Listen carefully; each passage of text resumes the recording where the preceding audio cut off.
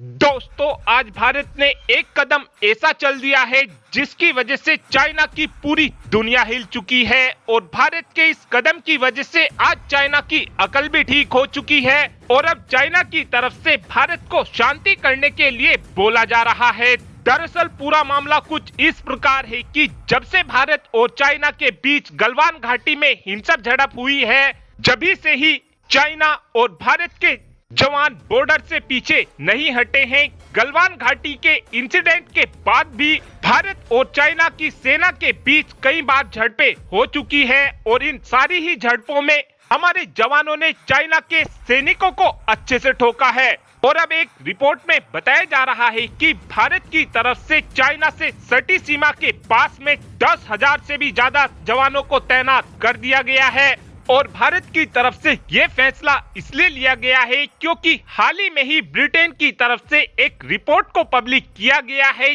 जिसमें ब्रिटेन की तरफ से बताया गया है कि 2025 से 2030 के बीच कभी भी चाइना भारत के ऊपर हमला कर सकता है और चाइना ऐसा कुछ करने के बारे में सोचे उससे पहले ही भारत ने अपनी पूरी तैयारी को मजबूत कर लिया है, ताकि यदि चाइना हमारे ऊपर हमला करने की कोशिश करे तो चाइना की सेना की अच्छे से ठुकाई की जा सके। और आज भारत के इस कदम की वजह से चाइना का विदेश मंत्रालय पूरी तरीके से बौखला गया है और चाइना की विदेश मंत्रालय की प्रवक्ता माओ निंग ने भारत की इस कार्रवाई को देखते हुए भारत को चेतावनी भी दे डाली है। और चाइना के विदेश मंत्रालय की प्रवक्ता की तरफ से कहा गया है कि जो भारत ने 10,000 से भी ज्यादा अपने जवानों को तैनात किया है, भारत का ये कदम चाइना और भारत दोनों ही देशों के लिए बिल्कुल भी सही नहीं होगा। हम भारत के साथ बैठकर शांति से बातचीत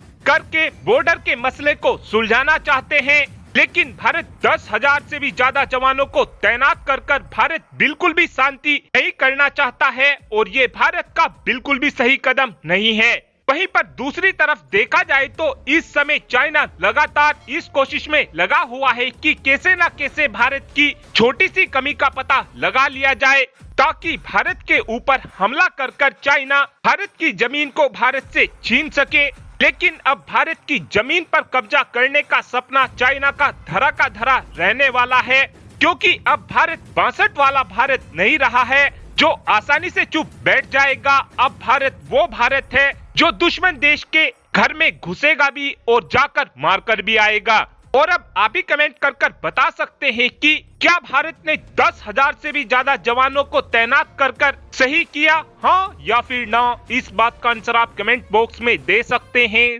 thanks for watching this video. Have a good day.